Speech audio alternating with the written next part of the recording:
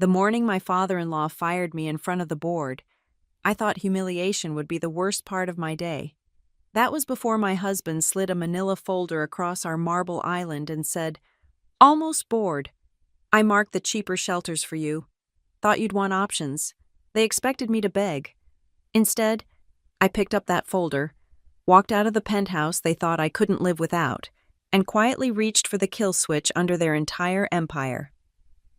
By the time their 78th call hit my phone, it was about who owned the future they'd built on my mind. My name is Freya Turner. 9 hours ago, I was sitting on the 40th floor of the Hale Quantics Tower, a place that hummed with the predictive models I wrote. The boardroom was always kept arctic, a power play Gregory Hale enjoyed, forcing visitors to feel uncomfortable while he sat unflinching in his bespoke wool.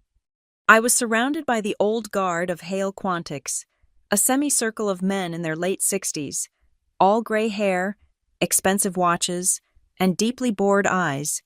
They stared at their notes, at the ceiling, at the polished surface of the table, anywhere but at me. At the head of that table sat my father-in-law, Gregory Hale, the legendary CEO who believed willpower alone moved markets. He held a single sheet of paper. He read from it in a monotone, the same voice he used to critique the wine at Sunday dinners, a voice that never rose but managed to cut. A consensus review indicates a pattern of dictatorial decision-making. The words hung in the sterile air, nonsensical. My team ran on collaborative sprints. Furthermore, your approach has alienated key clientele and introduced significant compliance risks. Lies. They were elegant, corporate, surgically precise lies. Which client? The hedge fund I had saved from a billion-dollar exposure last quarter by flagging an anomaly. The compliance risk. I was the one who built the compliance filters. My team. The people who could vouch for every line of code, every decision, had not been invited. A woman I had never seen before, introduced only as counsel, typed silently on her laptop, her expression neutral. This was not a review. It was a staged execution. My hands were steady, even if my pulse was hammering against my ribs. I slid my tablet onto the table, waking the screen.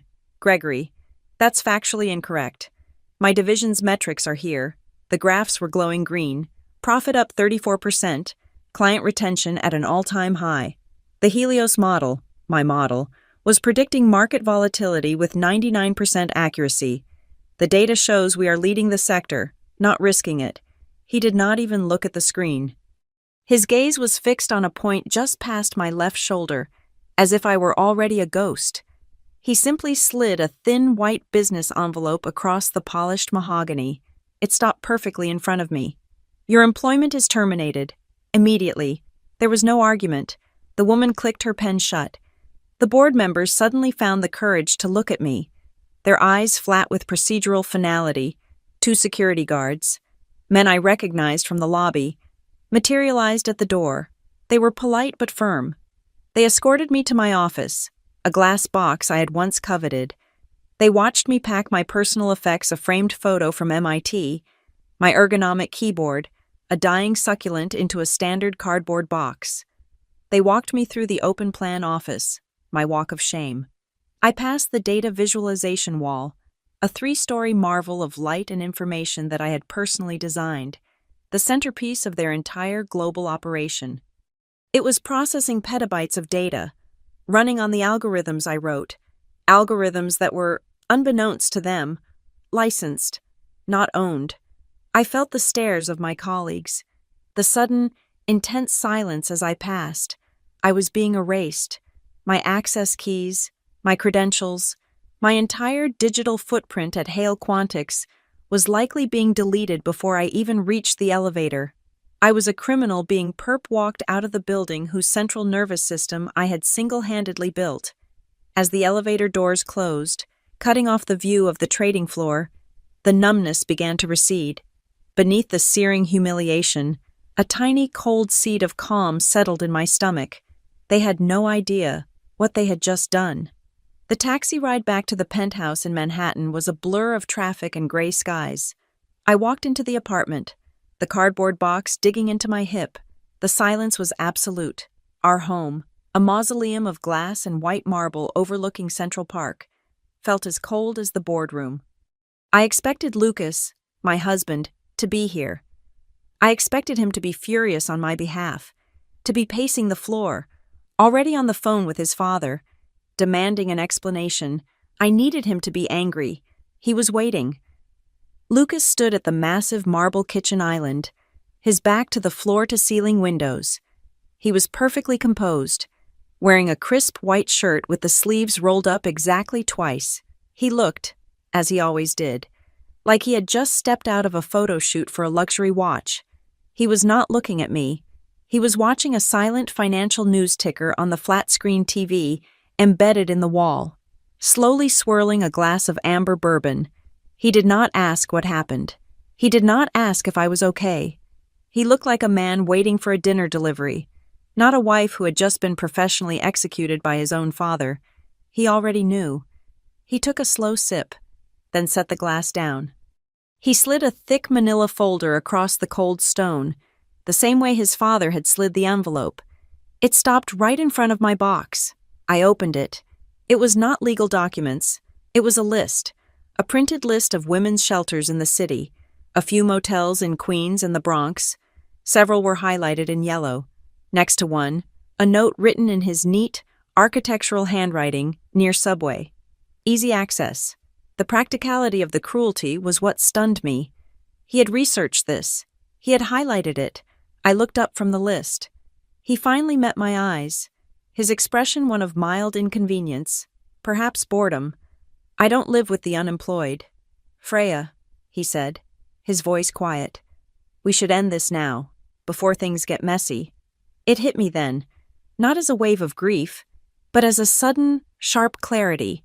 This was not a coincidence. The execution in the boardroom this morning and this expulsion from my marriage tonight were not separate events. They were a coordinated, two-part plan. Gregory Hale cut me out of the company, and Lucas Hale cut me out of the family, father and son, working together to clear a problem they no longer found useful. They expected me to cry, to plead, to shatter on the Italian marble floor of the penthouse they owned. They expected me to ask where I would go, to remind him of our vows, to beg for the life I thought we were building. I looked at the list of shelters. I looked at his perfect shirt. I looked at the bourbon he was already picking up again. I did not cry. I did not raise my voice. I picked up my cardboard box. "Okay," I said. My voice was steady. It surprised even me. "You'll regret this." Lucas almost smirked, raising his glass in a mock toast as I turned toward the door. In my mind, I was not thinking of the romantic regret he might feel when he missed me. I was not thinking about our wedding photos or the future he had just incinerated. I was thinking about the intricate, proprietary architecture running Hale Quantics, the system I built, the system only I truly understood. And I was thinking about the kill switch, buried deep in the code, that they did not even know existed. 3 years ago, I was not Mrs. Hale. I was just Freya Turner, walking onto a stage at an AI conference in Chicago. The main ballroom was cavernous, smelling of industrial carpet and stale coffee.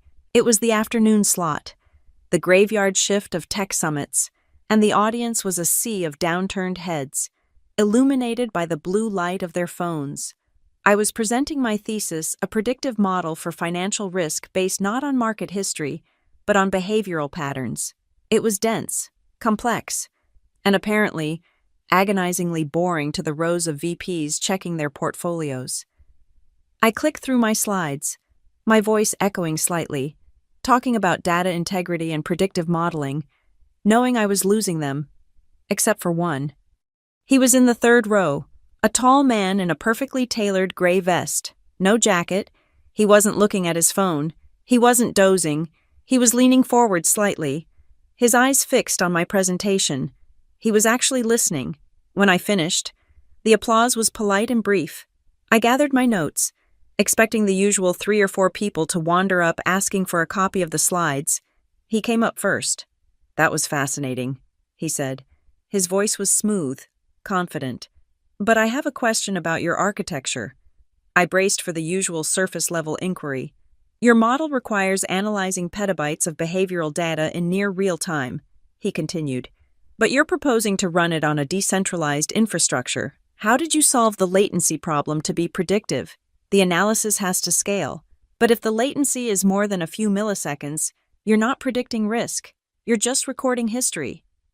I stared at him. It was not a marketing question. It was not a sales question. It was a deeply technical, systems-level question. It was the exact problem that had kept me awake for 6 months straight. He had not just listened to my presentation. He had understood it. He saw the engine under the hood. I used a hybrid caching layer, I found myself explaining, pulling the technical diagrams back up. I had to write a custom protocol. We ended up in the hotel lounge. 1 hour of technical debate melted into 4 hours of everything else. His name was Lucas Hale, Vice President of Strategy at Hale Quantics. He had this intoxicating way of speaking about the industry, not as a machine for printing money, but as a flawed human system. He talked about the ethical gaps Wall Street ignored, the structural rot. He leaned in, his gaze intense. I admire smart women, he said, his voice low, especially smart women who aren't afraid to argue with me. He made me feel seen. For my entire career, I had been the data girl in the back room. Lucas made me feel like an equal, a peer. He painted a picture of a new kind of Wall Street, one that needed minds like mine at the forefront. Looking back, our romance was its own kind of strategic timeline, executed with precision.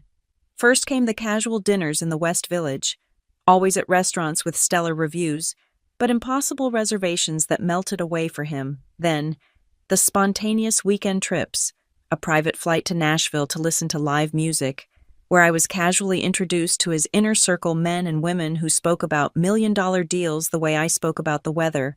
They were all so polished, so effortlessly wealthy.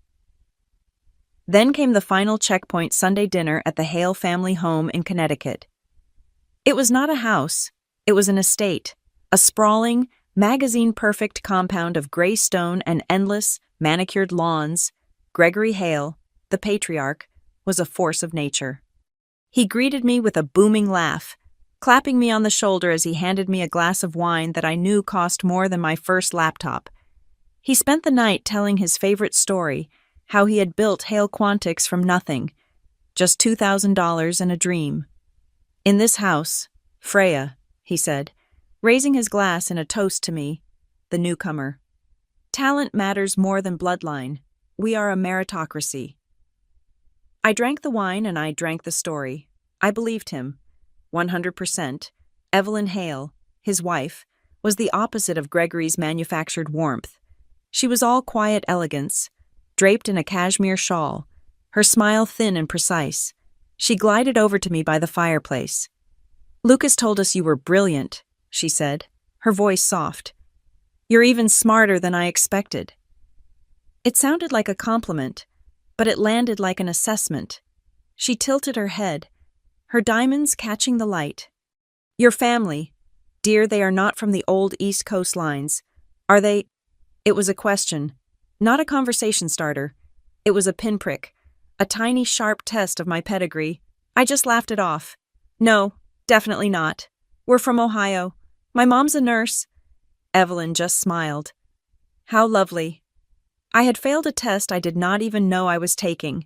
The proposal came 6 months later. We were in Denver. Lucas was overseeing a merger, and I had flown in to meet him. We were standing on the hotel balcony at 5 a.m, watching the sun come up over the Rocky Mountains. The air was cold and thin. He handed me a cup of coffee, not champagne. The ring box was simple, dark wood. The ring inside was an emerald cut, flawless and clean, but not the kind of enormous, flashy diamond his friends' wives wore. It was tasteful. It was perfect. He did not get on one knee. He stood beside me, watching the light hit the peaks. I don't want a trophy wife, Freya, he said, his voice sincere and quiet. Trophies get put on shelves. I want a partner, someone to build with. A partner, that was the word that bypassed all my defenses. I said yes before he could even finish the sentence. I truly believed we were two equals, ready to build an empire together. When I called my mom, Linda, to tell her, she was quiet for a long time. My mother is a pragmatist, a career nurse in our small Ohio town. Her world is defined by double shifts and patient charts, not penthouse views. Freya, she said finally, her voice tight with a worry I mistook for disapproval. Be careful. That kind of rich, the old money kind, they have different rules. They play a different game. You will always be the outsider. Don't you dare forget who you are. I told her she was worrying too much. I told her this was the 21st century, that meritocracy was real. I told her Lucas was different.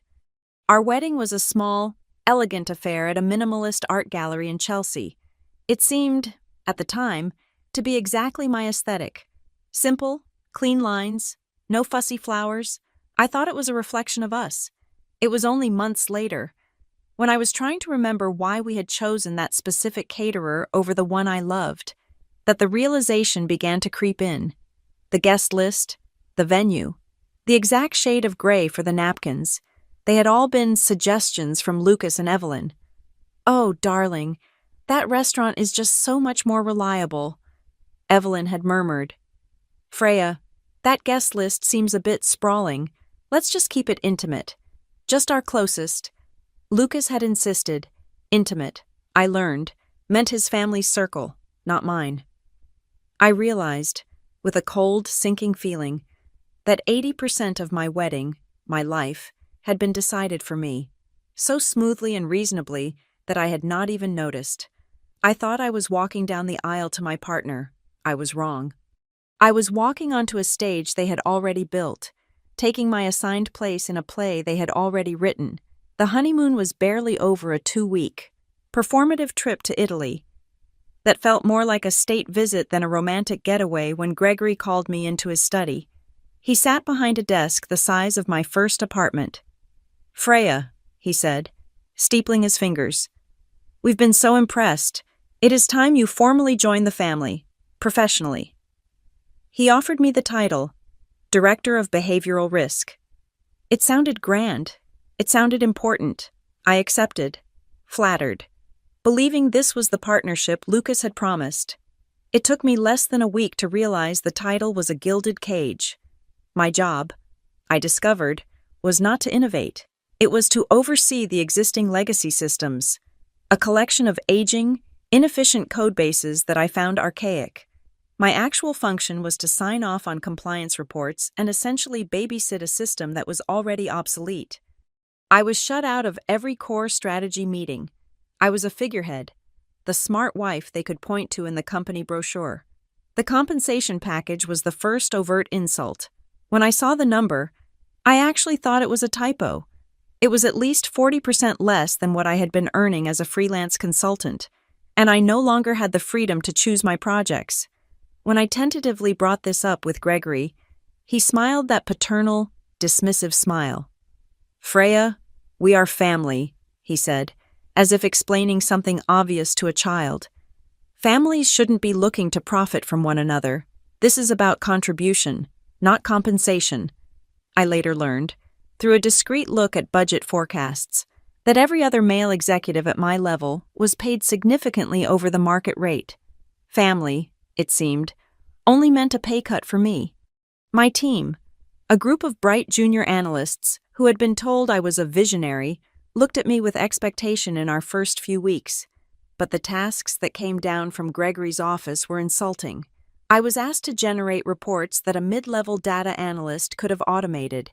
Freya, could you run the quarterly risk projections? Marcus Reed, another VP, would ask, handing me parameters I knew were flawed.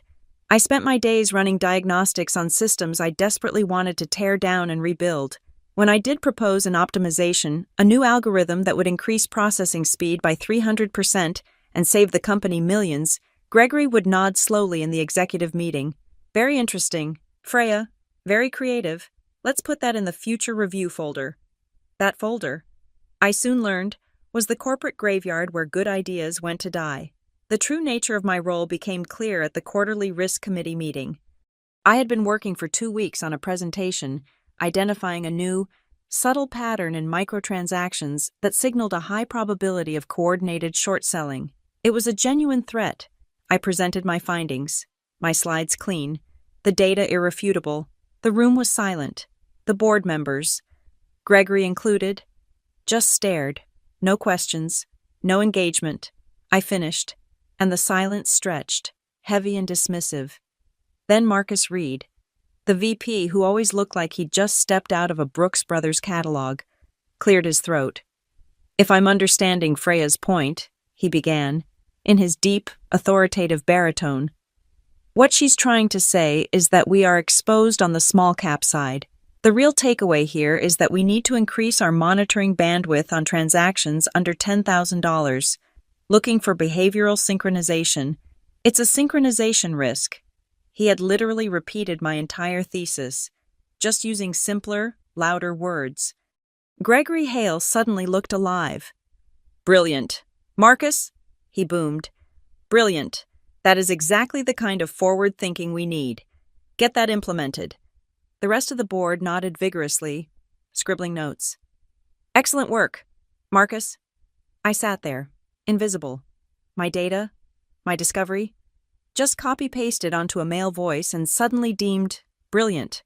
I felt the blood rush to my face, a hot, prickly wave of humiliation. The diminishment continued at home. At Sunday dinners, Evelyn Hale would place a delicate hand on my arm.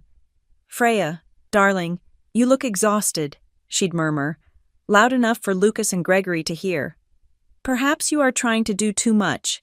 You know, if you were a little less ambitious, I am sure the house would be less tense." She'd smile, a picture of concerned matriarchy.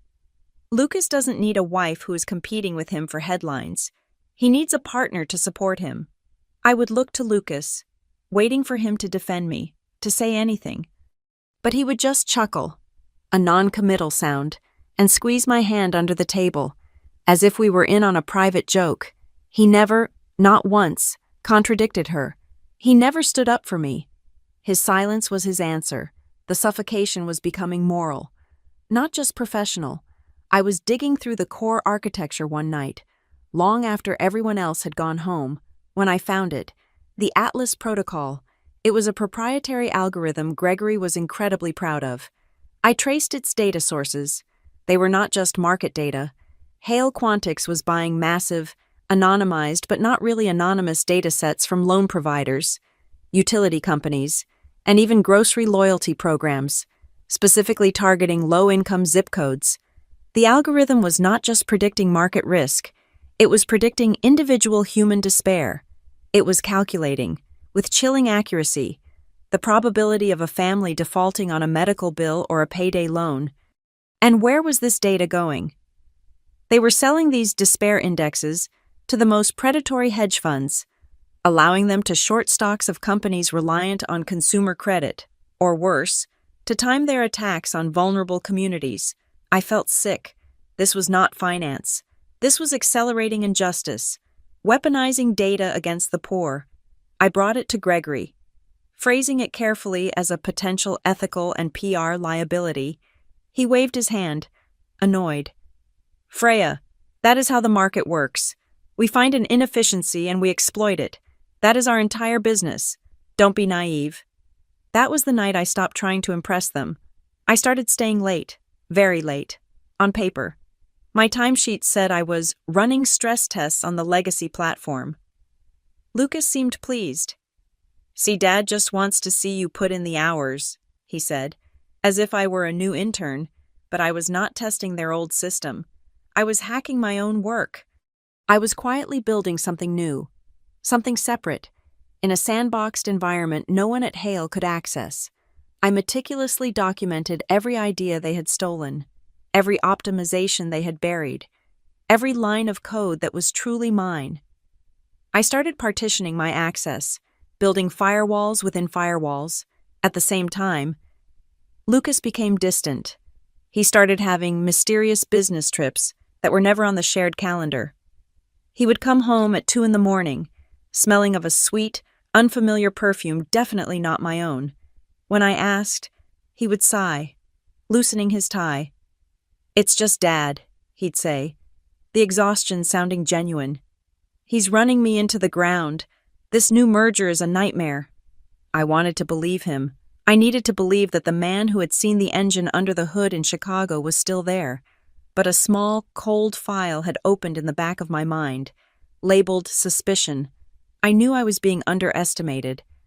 I knew I was being sidelined, used as a token, and slowly suffocated. But I still felt I had the right to be in that building. I had earned my place. Even if they refused to acknowledge it, I told myself I would stay and prove them all wrong. I would wait for the moment when their archaic systems finally failed, and I would be the only one who could fix them. I was not thinking about revenge. Not yet. I was just surviving, reinforcing my own armor, operating on the pure instinct of self-preservation. I was an outsider, just as my mother had warned, trapped in hostile territory, and I was learning their rules. The 40th floor of the Hale Quantix Tower fell silent after 7 p.m. The only sounds were the persistent hum of the air conditioning and the distant click of the security guard's patrol. This was when my real workday began. I was not stress testing their legacy system. I was building its executioner. I called it the Helios Grid. It was everything my original thesis had promised, and more. Hale's current model was reactive. It looked at history. It was like driving a car by looking only in the rearview mirror.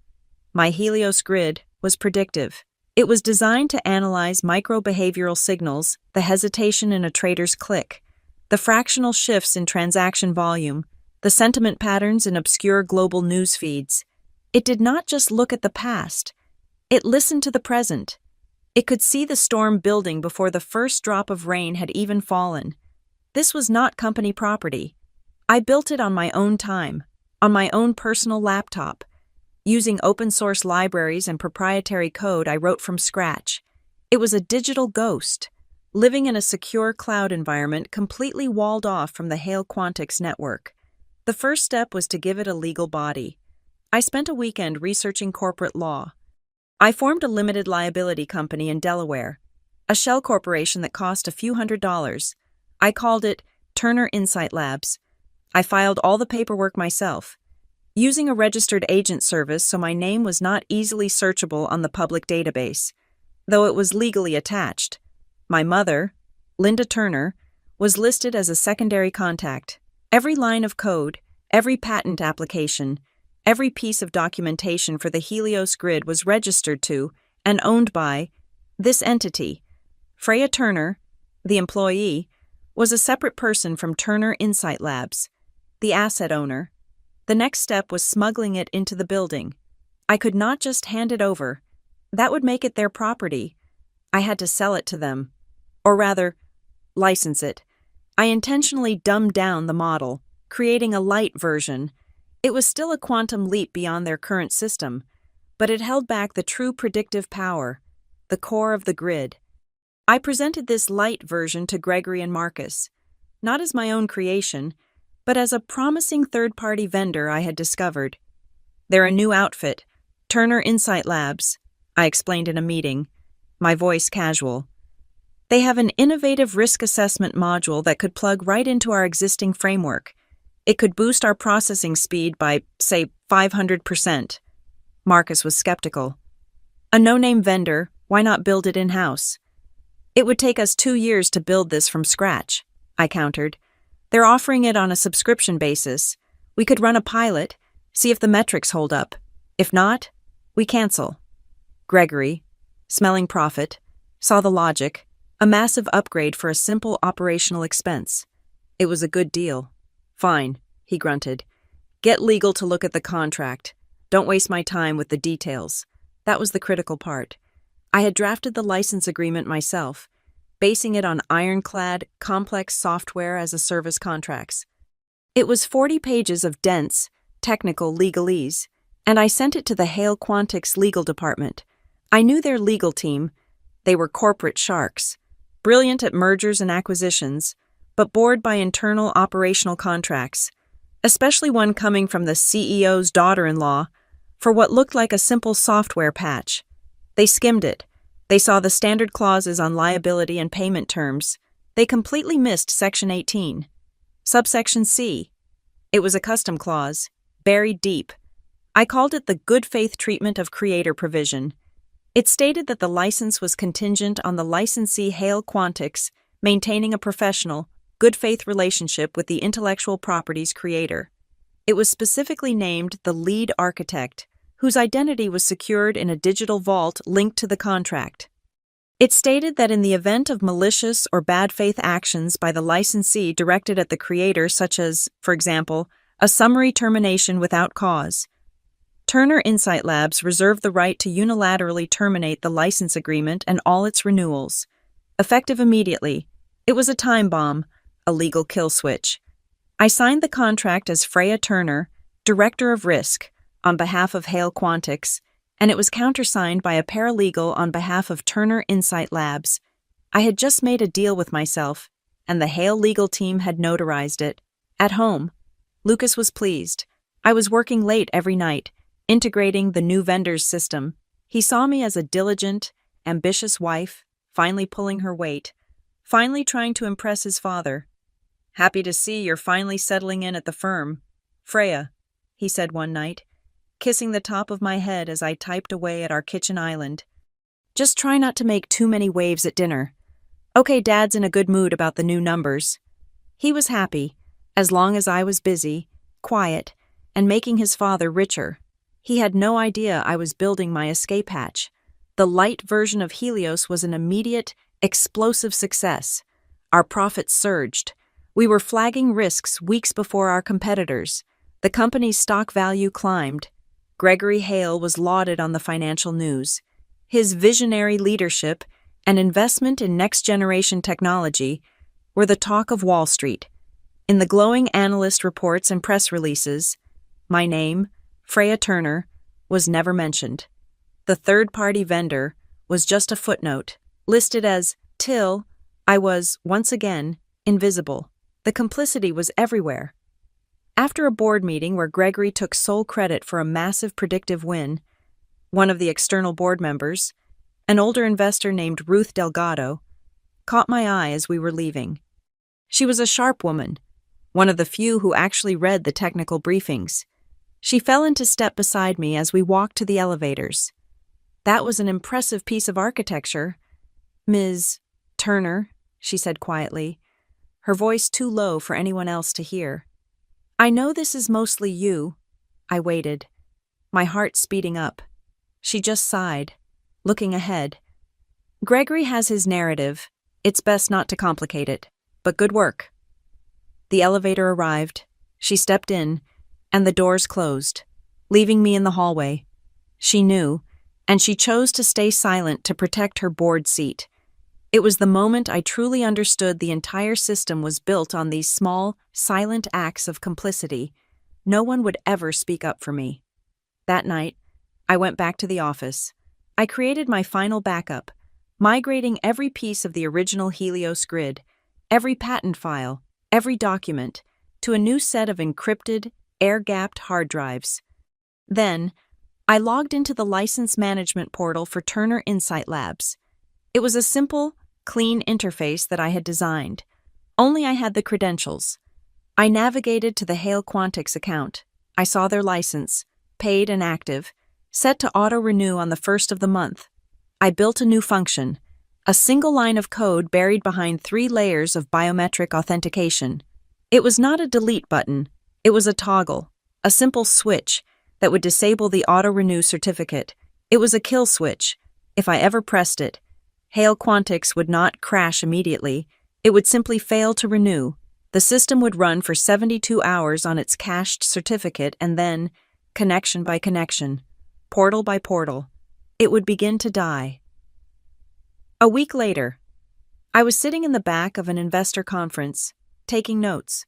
When Gregory took the stage for the keynote, he was at the peak of his arrogance, basking in the glow of his new success.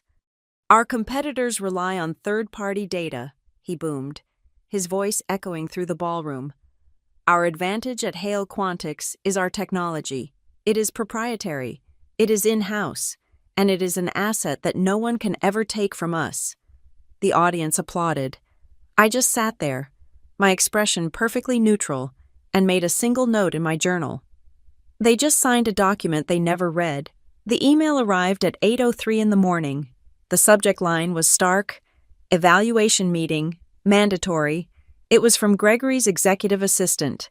The location was boardroom 7A, the one they used for investors, not for internal reviews. There was no agenda attached.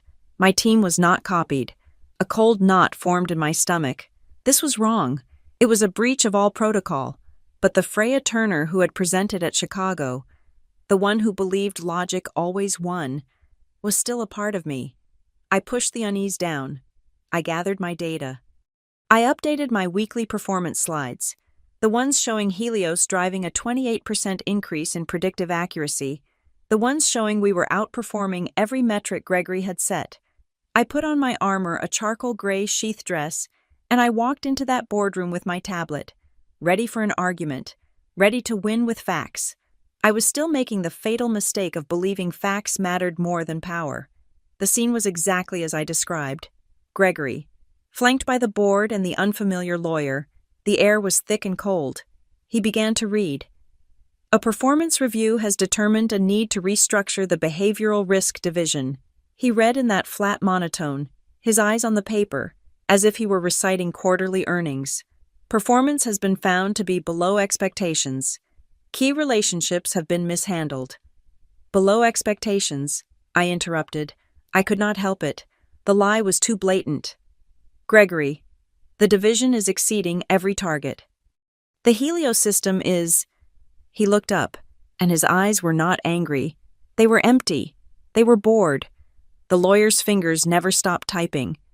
We are not here to debate the metrics. Freya, he said. Then what about my contract? I pushed my voice tighter than I wanted. Clause 12. The performance bonus tied to the Helios implementation, it's based on objective. Gregory cut me off. He did not raise his voice. He did not even look at me. He looked at the lawyer. Let's not make this personal. We are simply doing what is best for the company.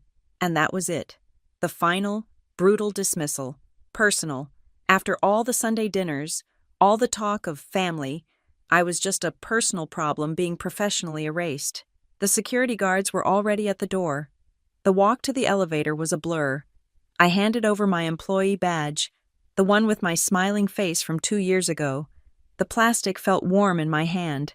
I dropped it into the guard's outstretched palm. He would not meet my eyes. The receptionist, a young woman named Sarah, who I had coffee with just last week, became intensely interested in her computer screen as I passed. I was a ghost. I had been uninstalled from the Hale ecosystem. No one wanted to be associated with a deleted file. The elevator ride down felt like a physical fall. By the time I hit the lobby, I was numb. Clutching a small cardboard box of my personal effects, I walked into the penthouse. The silence was deafening. Lucas was standing at the kitchen island, exactly as I had seen him in my memory, a glass of bourbon in his hand, the financial ticker on mute. He had been waiting. He knew. He let me stand there for a full minute, holding my box of shame. So, he said, taking a sip. He finally did it. He did not sound angry. He sounded relieved. Then he slid the manila folder across the marble.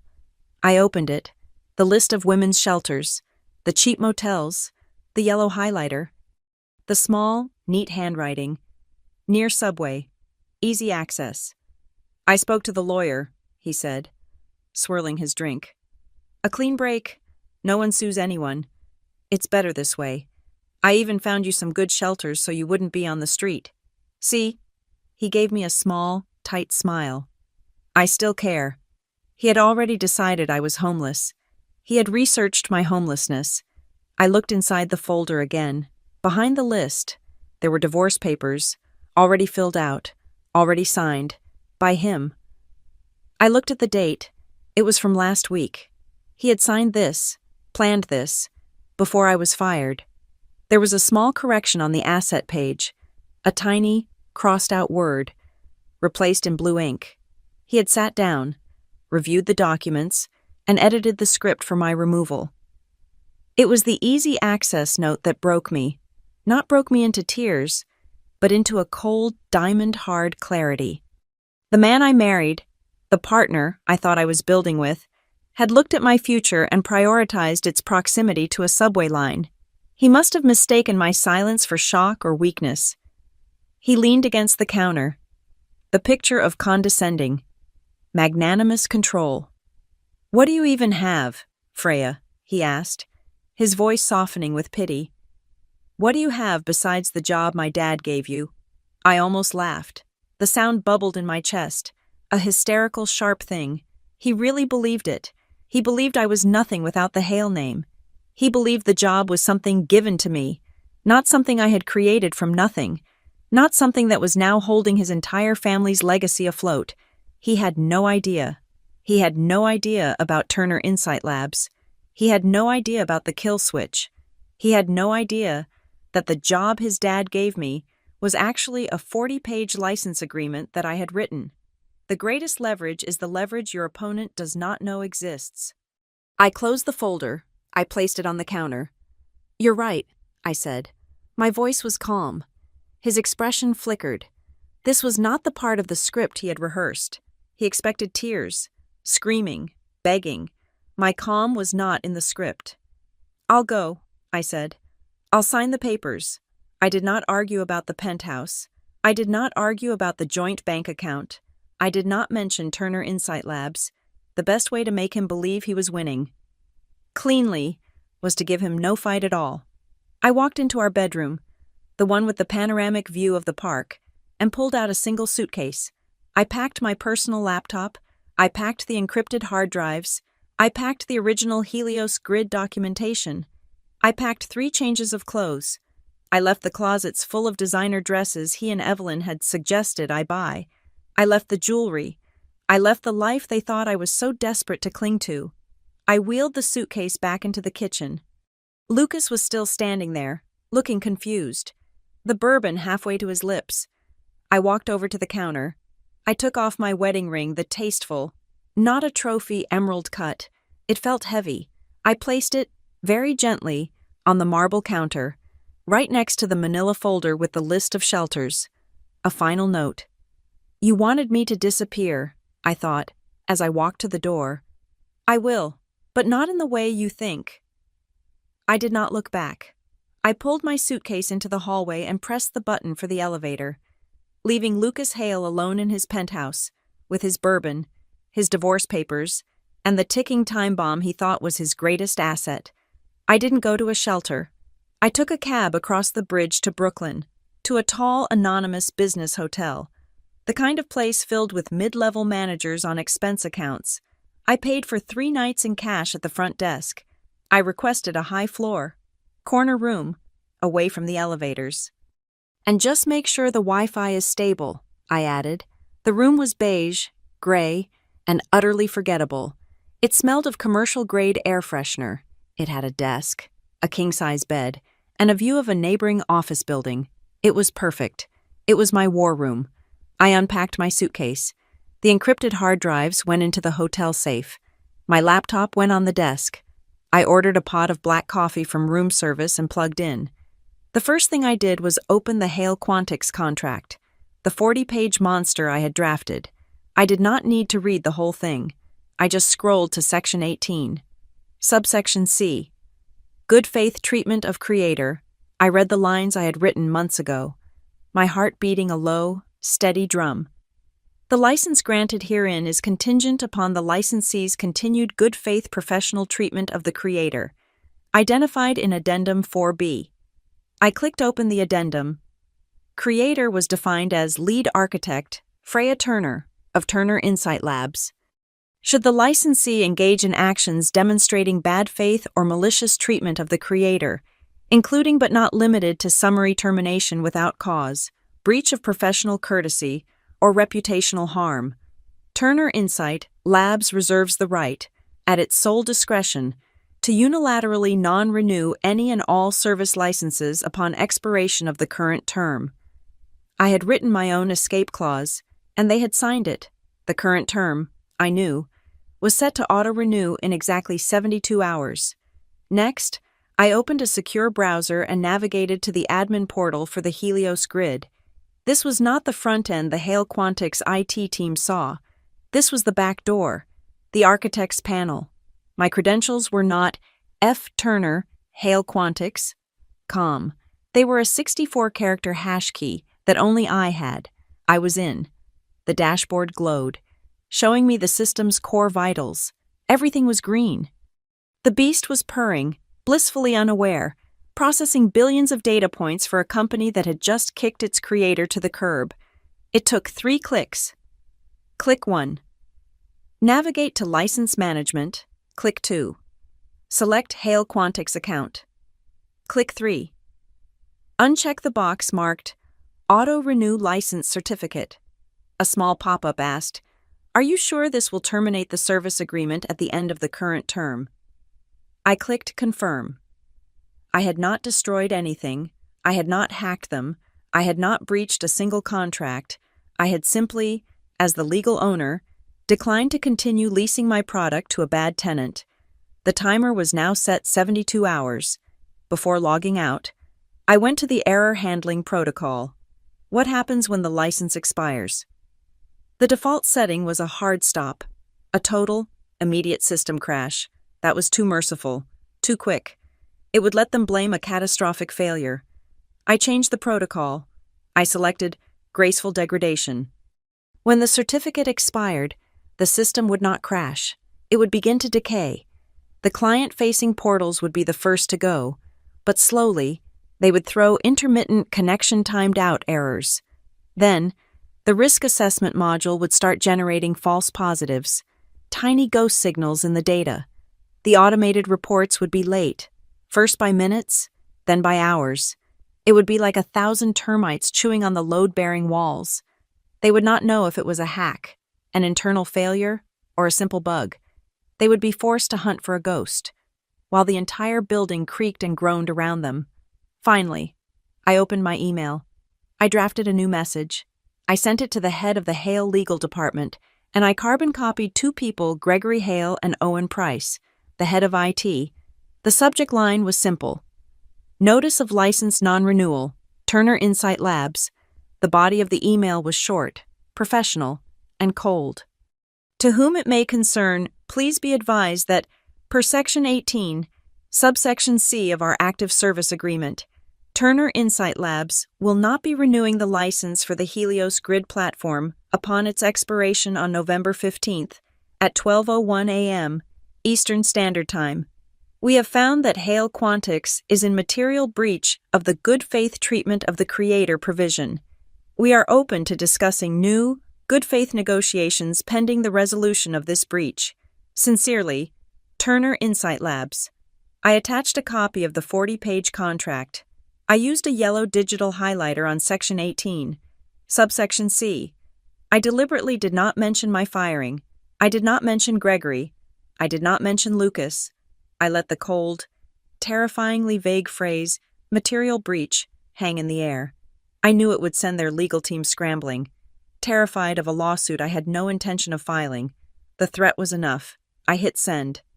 Then I shut my laptop, turned off my phone, and for the first time in 3 years, I slept for 10 straight hours. For the next 2 days, I was a ghost. I ordered room service. I read a novel. I watched the traffic move over the bridge. I did not check my email. I did not turn on my phone. On the 3rd day, at 11 p.m., I turned my phone back on. I put it on the hotel desk, on silent. I opened my laptop and watched the clock. At 12:01 a.m., my email chimed. It was an automated alert from my own system. Certificate for client Hale Quantics has expired and was not renewed. I looked at my phone. Nothing. For 46 minutes, the digital world was silent. They had not noticed. The decay was slow, just as I'd planned. Then, at 12:47 a.m., my phone's screen lit up. An incoming call. Owen Price, head of IT. I watched it ring until it went to voicemail. 10 seconds later, a text from him. Freya, we're seeing some weird errors on the client portals.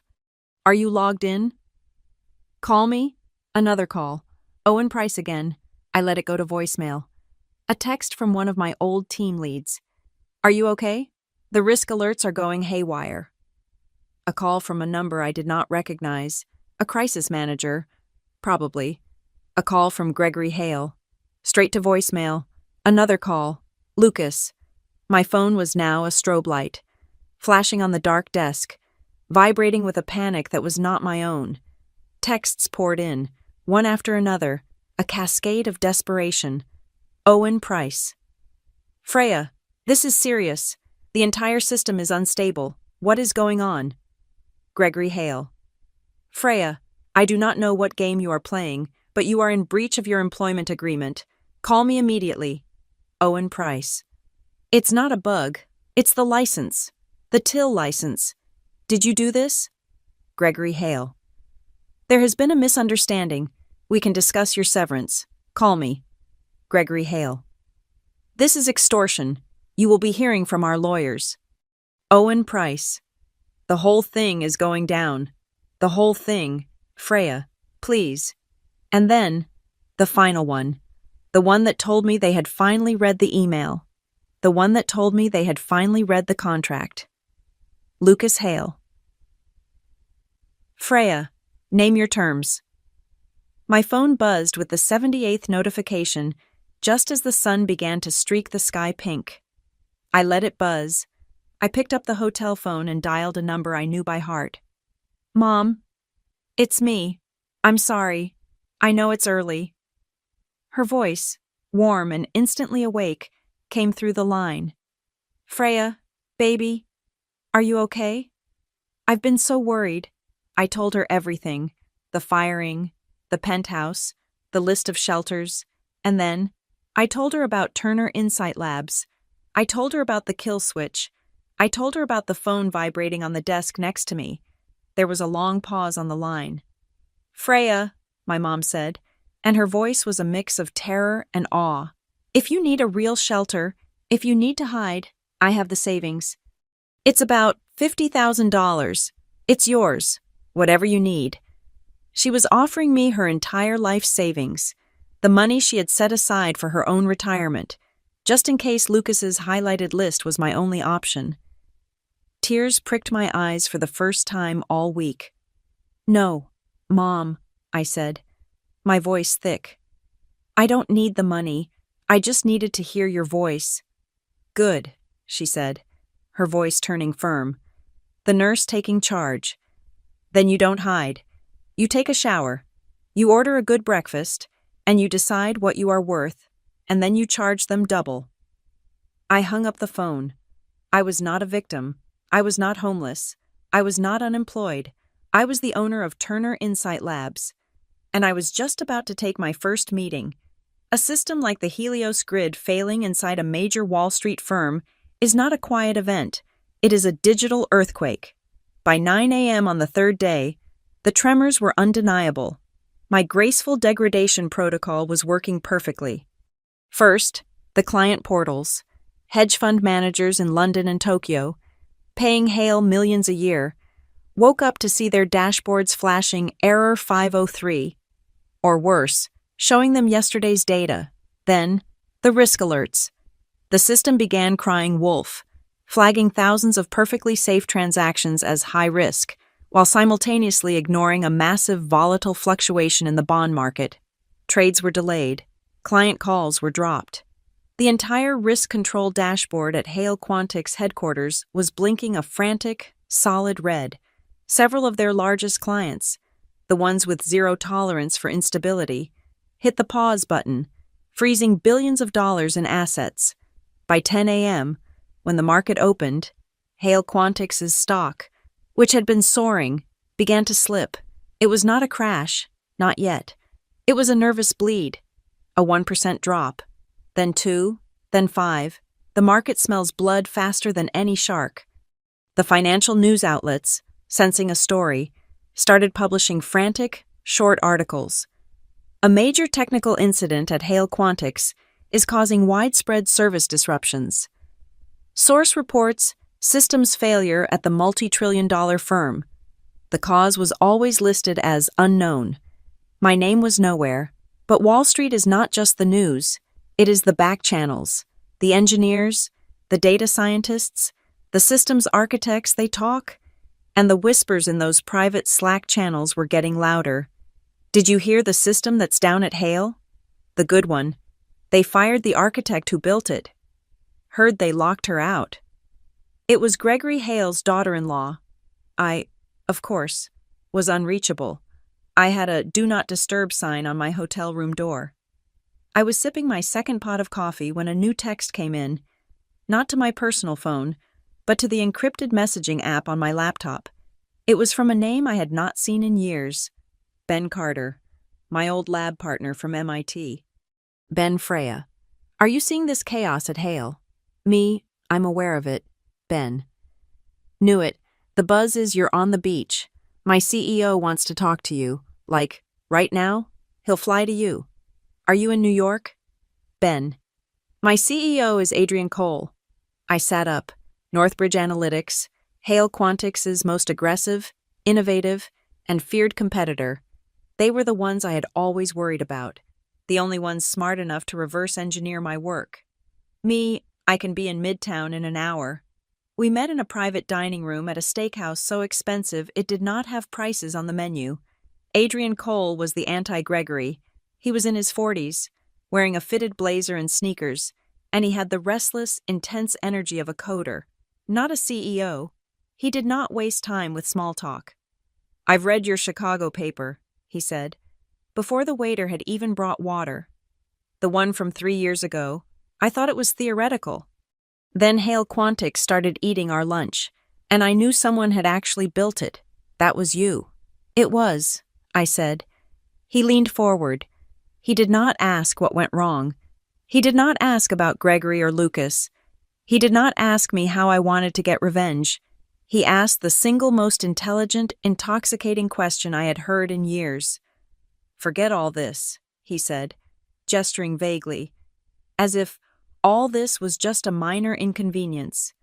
If you had it to do over from scratch, with an unlimited budget and no family drama, what would you do differently with Helios? I finally exhaled. It was the first time in 3 years I had not been in a defensive crouch. He was not asking me to justify my past. He was asking me to build my future.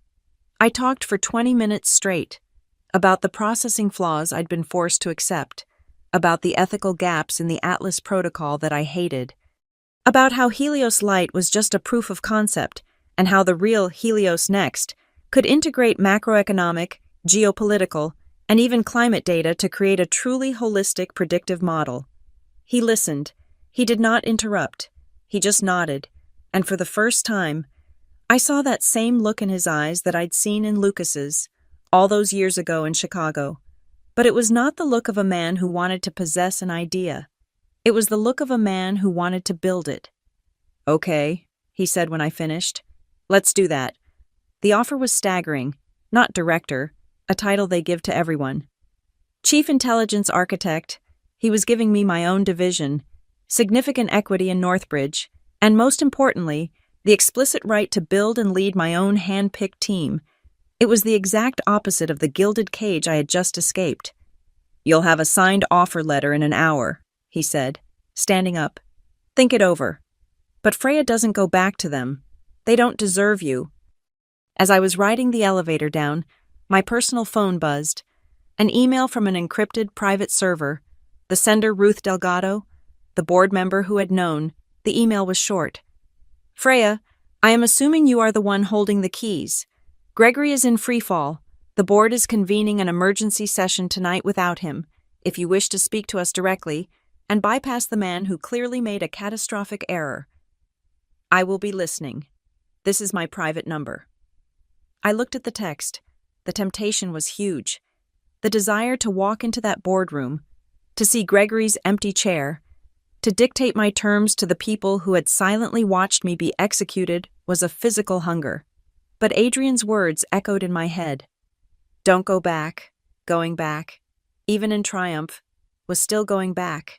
I would be cleaning up their mess, tethered to their failures. Northbridge was a blank page. I accepted the Northbridge job an hour later. But in my counteroffer, I made one thing crystal clear. Turner Insight Labs, and the intellectual property of the Helios grid remained my sole property. Northbridge would be my new employer, but Turner Insight Labs would be their new, very expensive vendor. I was not making that mistake again. The next morning, the dam broke. Some journalist, probably fed by a panicked board member, got the real story. A headline appeared on a major financial blog, and it spread like fire. Hale's Tech Meltdown Core, AI revealed to be licensed, not owned. The market panicked. The stock did not bleed. It plummeted, dropping 20% in an hour. And then came the follow-up article, the one that finally put my name on the marquee. The headline was a question, one that echoed Evelyn's condescending, gendered warnings. How did Gregory Hale so catastrophically underestimate a brilliant female architect? My first day at Northbridge was the following Monday. I walked into a sleek, open-plan office in the Hudson Yards. The atmosphere was electric, not oppressive. People were arguing in hallways, sketching on whiteboards. Adrian met me at the door. "Your office is ready," he said. I walked through the lobby. People smiled. They said, "Hello." They introduced themselves. No one knew I was Lucas Hale's estranged wife. No one cared about my family-in-law. They only knew one thing. Adrian pointed to the nameplate on the glass door of my new office. It was simple. It just said, Freya Turner, Lead Architect, Helios Grid. It was the first time I had ever seen my name publicly attached to my own creation. I stepped inside.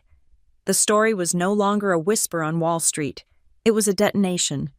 A week after I started at Northbridge, one of the country's most respected financial magazines published a 6,000-word investigative piece.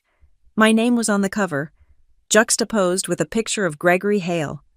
The headline was, "Anatomy of a Meltdown, How Hale Quantics Bet Its Empire on a Contract It Never Read." The journalists had done their work. They had been leaked, almost certainly by a panicked board member. The entire timeline. They had the date of my termination. They had the date of the Notice of Non-Renewal from Turner Insight Labs. They had the text of Section 18, Subsection C. They laid out, in excruciating detail, how Gregory Hale, in an act of staggering hubris, had fired the one person on earth who held the master key to his entire kingdom, all for the fabricated charge of poor performance. My name, Freya Turner, was no longer invisible. It was now synonymous with the crisis. The article didn't just stop at the financial malpractice, it dedicated 2 full pages to the social dynamics. The reporter had interviewed anonymous former colleagues and several prominent female executives in tech. The resulting section posed the question that had been simmering beneath the entire affair. If Freya Turner had been Frank Turner, a male tech prodigy from MIT, would he have been sidelined, dismissed, and ultimately deleted? Or would he have been made CTO? My story has become a national case study in gendered underestimation. I was no longer just an architect. I was a symbol. The blast radius expanded. This was no longer a corporate squabble. It was a question of systemic risk. A multi-trillion-dollar firm, deeply embedded in the global financial system, had been exposed as having zero operational control over its own core technology. This, it turned out, made politicians very, very nervous. An official, watermarked PDF arrived in my inbox. It was not a job offer. It was an invitation, a polite term for a summons to testify before the United States Senate Committee on Banking. They were holding an emergency hearing on systemic risks in AI-dependent financial institutions. They wanted me, as an independent expert and the architect of the Helios grid, to speak. Gregory, predictably, tried to fight back. He was a cornered animal. He hired a notorious crisis PR firm, and the counter-narrative they attempted to spin was laughably, insultingly predictable. I was a disgruntled former employee. I was unstable, leveraging a personal marital dispute to extort the company. They tried to paint me as a vindictive wife, a scorned woman burning the house down, but the narrative collapsed in less than 48 hours. The facts were too precise. The timeline was too clean. The contract was too specific. My email to their legal department, offering to negotiate before the system went dark. Was the kill shot to their PR strategy? I wasn't a woman scorned. I was a vendor enforcing a contract. When the smear campaign failed, the lawyers came. They did not call. They did not email. A team of 3 men in $3,000 suits arrived in the lobby of Northbridge. They represented not Gregory, but the Hale Quantix board. Adrian, my new CEO, let me use his private conference room, a glass box overlooking the Hudson. They came offering surrender. They offered me a check with 9 figures on it, a sum of money so vast it felt like a typo. "This is a settlement, Ms. Turner," the lead lawyer said, his voice a silky, practiced baritone. "A truly astronomical sum. All we require is your signature on this and the immediate, perpetual, irrevocable license for the Helios grid to be transferred to Hale Quantix." He slid a second document across the table, a 50-page non-disclosure agreement. It muzzled me. It muzzled Turner Insight Labs. It muzzled my mother. It buried the story. Forever. I looked at the number on the check. It was buy your own island money. It was the never work again money my mother had saved her entire life for, multiplied by 1,000. I could take it. I could be rich, anonymous, and free. But I looked at the NDA. I realized what I was signing. If I took that money, I would be rich, but the system would remain exactly the same. The power model, the one where men like Gregory and Marcus take credit, and women like me get performance reviews, would be reinforced. The next Freya Turner, at the next firm, would be silenced just as effectively, maybe with a smaller check. I slid the check and the NDA back across the table. "I am declining your offer," I said, "and I will see you at the hearing." The look on the lawyer's face a cocktail of disbelief, panic, and an almost imperceptible flicker of respect was worth more than the check. The day of the hearing. The room was a circus. The C-SPAN cameras, the flashbulbs, the rows of grim-faced senators. I was terrified. My hands were shaking under the table. But as I sat down and adjusted the microphone, I looked at the faces staring back at me. They were just men in suits, sitting in a boardroom. I knew this environment. When it was my turn, I did not speak about Lucas. I did not mention the folder of shelters. I did not talk about being ignored at dinner parties or having my ideas stolen. I never once mentioned my divorce. I delivered my testimony as a case study. I spoke, as an architect, about the fundamental dangers of black box systems, where corporate boards have zero visibility into the assets they claim to control. I spoke about the critical importance of intellectual property and the predatory common practice in tech and finance of absorbing the IP of employees, especially women and junior staff, and rebranding it as a corporate in-house asset. I was precise. I was cold. I was factual. I did not paint Gregory Hale as a bad man. That would have been too easy, too personal. Instead, I painted him as a symptom of a deep, systemic sickness. "This is not about one CEO," I said, my voice clear and steady, amplified by the microphones. "This is about a corporate culture, prevalent from Wall Street to Silicon Valley, that actively rewards those who appropriate value and systematically punishes those who create it. It is a system that rewards the loudest voice in the room, not the most accurate one. That, senators, is the true systemic risk." The room was silent. I saw a few other tech CEOs, invited as friendly witnesses, shifting in their seats. I had not just attacked Gregory, I had attacked their entire business model. When I walked out of that hearing, I was mobbed by reporters. But it was not until I got back to my hotel that night and opened my laptop that I understood what I had done. My inbox had over 400 new messages. They were not from reporters. They were from people all across the country. Engineers, data scientists, researchers, mid-level VPs. "Thank you. The same thing happened to me at my firm. They called it Project Synergy and gave my boss a bonus.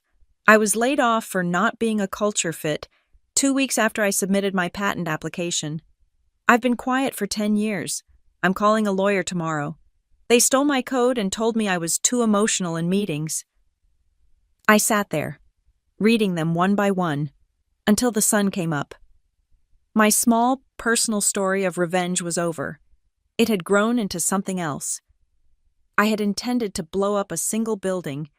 I had accidentally touched a nerve that ran under the entire city. After the Senate hearing, the world went quiet for a few days. The legal attacks stopped. The PR smears vanished. The frantic calls from Hale Quantics ceased. It was as if the entire army, having failed in its assault, had retreated to regroup. Then, a different kind of message arrived. Not an email, not a legal summons. It was a handwritten letter, delivered by a courier to the front desk at Northbridge. The envelope was thick, expensive cream-colored cardstock, with the Hale family crest embossed on the back. My name, Ms. Freya Turner, was written in an elegant, strong, familiar hand. It was from Gregory. I opened it, half expecting a final, venomous threat, but the note inside was short, and the tone was one I had never heard. Ms. Turner, it began. I would like to request a brief meeting, not as CEO to employee, not for negotiation, and with no lawyers present. I am asking to speak to you as one human being to another. To offer an apology I owe you. The time and place are, of course, entirely your choice. I read it 3 times. Was it a trick? A final, desperate PR move? An attempt to lure me into a room and wear me down, my mind, trained by his family, immediately ran the strategic angles, but the handwriting, the simple, direct request felt different. It felt like a white flag.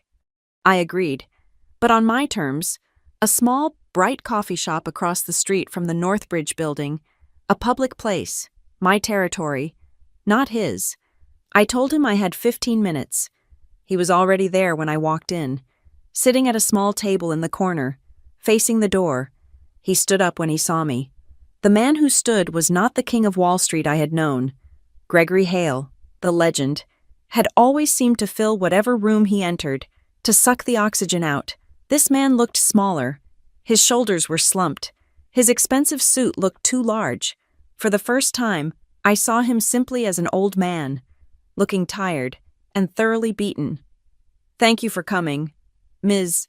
Turner, he said. He did not call me Freya. You have 15 minutes, Gregory, I said, not sitting down. He nodded, accepting my terms. I won't waste them, he said. He looked down at his hands, then back up at me, and his eyes were clear of their old, arrogant fire.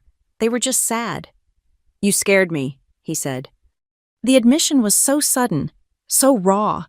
It almost knocked me off balance.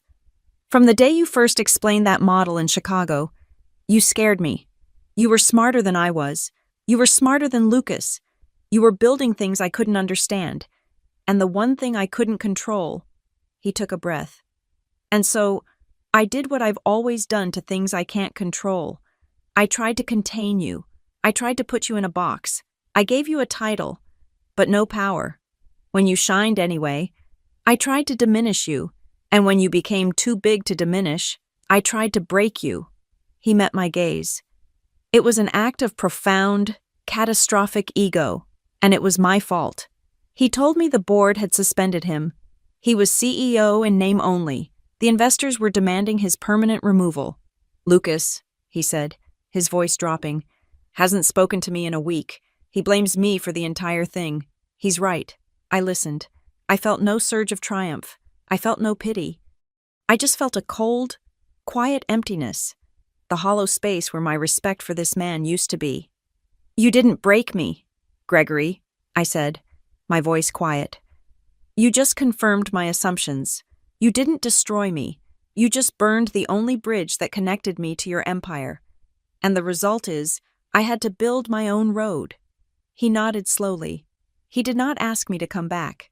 He did not ask me to save the company. He did not, in fact, ask me for anything. I know, he said.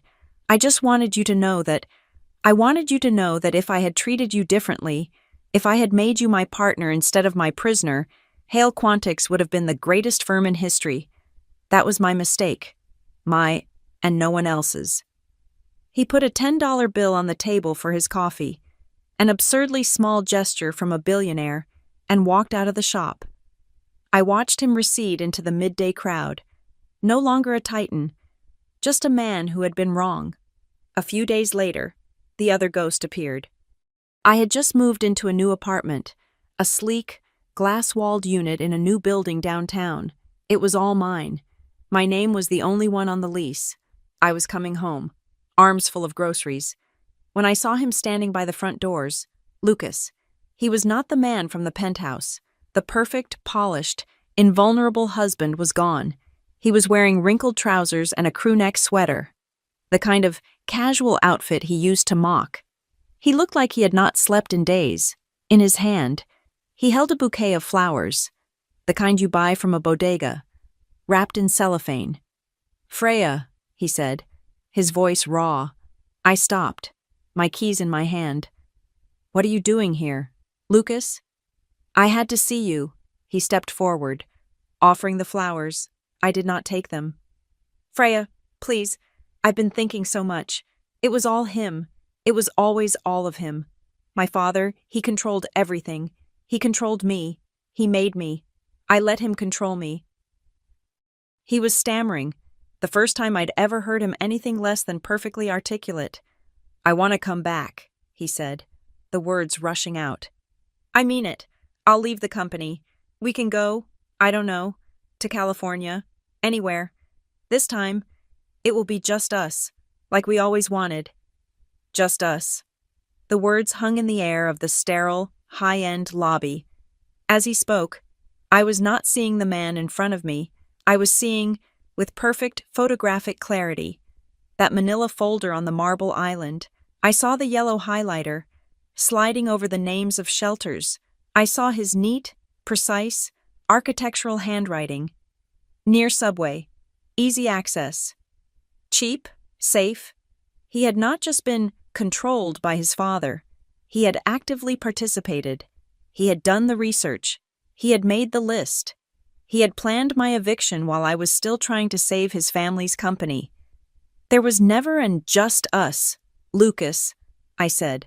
My voice was not angry. It was just tiring. "There was always your father, standing right in the middle. You let him stand there, every single day." I paused. "Except for once, the one time you stood with him to kick me out." His face crumpled, and then, for the first time in our entire relationship, Lucas Hale began to cry. Not polite, controlled tears. He wept, standing in the lobby of my new life. "I'm sorry," he choked out. "I'm so sorry. I didn't know. I didn't know what you were. I was so used to everything being given to me. I underestimated you." That word, underestimated, it was the theme of my life with them. A part of me, a small, human part, believed his regret was real. He was a weak man, a product of a system that had never tested him, and he had failed the first real test of his life. I believed he was genuinely sorry, but I also knew, with an absolute certainty that settled into my bones, that regret is not the same as character. Regret is what you feel after you have made your choice. His choice was the folder. I could not build a future with a man whose first, most practical, most independent thought in a crisis was to hand his wife a list of shelters. "I'm sorry too, Lucas," I said. "But no." I did not say it with hate. I said it with finality. I turned, leaving him there with his cellophane-wrapped flowers, and walked through the doors that only I had the key for. The door closed behind me. A quiet, definitive click. The Senate hearing was the end of Gregory, but it was not the end of the crisis. Hale Quantics was in a death spiral. Their stock was toxic. Their clients had fled. The firm, once a titan, was now a wounded animal, and the larger predators, the massive global banks. The private equity vultures were circling. They were not looking to save the company. They were looking to buy the body, to strip it for its assets at pennies on the dollar. If that happened, the company would be dismantled. Thousands of employees, the analysts, the coders, the assistants, the people who had bowed their heads when I walked out would be unemployed, their pensions gone, all because of the ego of one man. Ruth Delgado, the only board member who had ever seen me, reached out. She proposed one last, final deal. Hale Quantix as we know it is dead, she told me over coffee. She was blunt.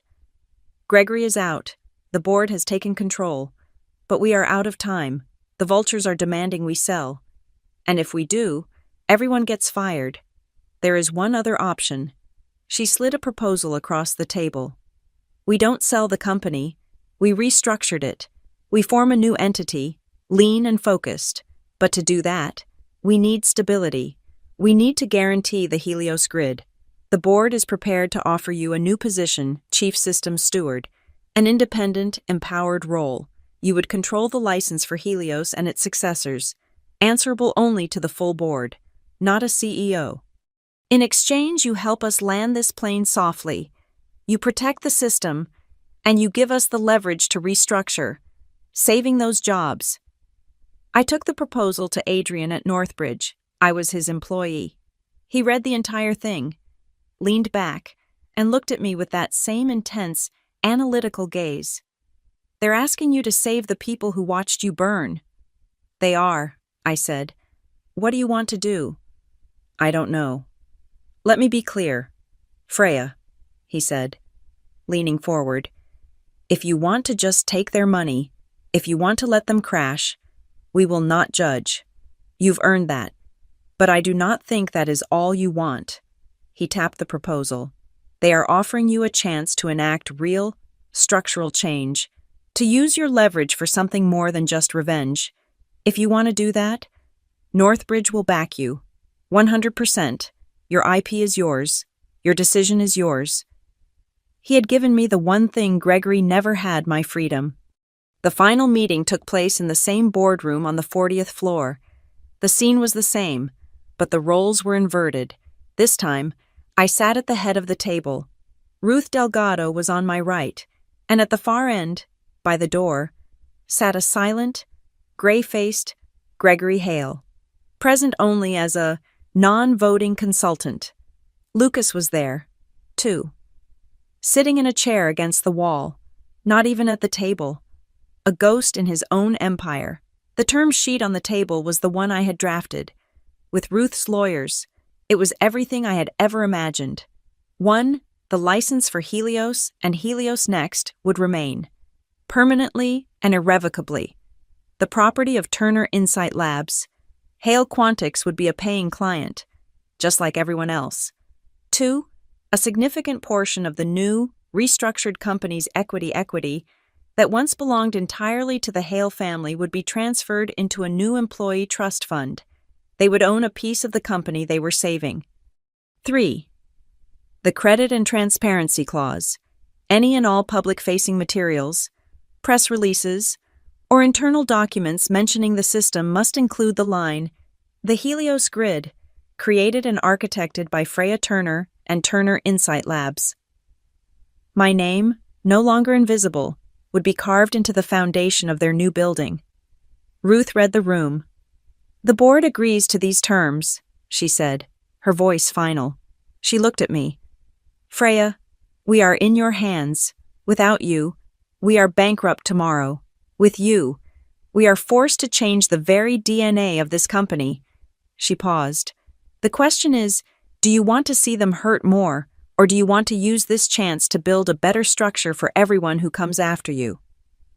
I looked across the table, my personal, visceral revenge fantasy, the one that had kept me warm in that cold hotel room, screamed for me to say no, to let it all burn. To let Gregory and Lucas watch as the company their family had built for generations dissolved into nothing. But the architect in me, the woman who had built Helios from scratch, saw a system on the verge of collapse, and my first instinct was not to destroy, it was to rebuild. "I will sign," I said. The room exhaled. "On one condition," the silence snapped back, taut as a wire. "This isn't about the board. This is personal. One final clause." I looked past Ruth, past the lawyers, to the gray man at the end of the table. "Gregory Hale," I said, my voice echoing in the Arctic room, "will read a full public statement to the entire staff. In it, he will admit that he fired me under false pretenses. He will admit that he underestimated and dismissed the person who created the company's core value, and he will admit that I am the one saving them. If he refuses, the license terminates in 30 days, and you can all sell the furniture. The day of the announcement, the entire company gathered. They stood in the massive glass atrium, hundreds of employees looking up. I stood on the third-floor balcony, overlooking them all. Gregory Hale walked to a podium below, his hands shaking so violently he could barely hold the single sheet of paper. He was no longer a king. He was a broken man, forced to perform his final act. He began to read. His voice, amplified by the speakers, was thin and reedy. He admitted to the fabricated performance review.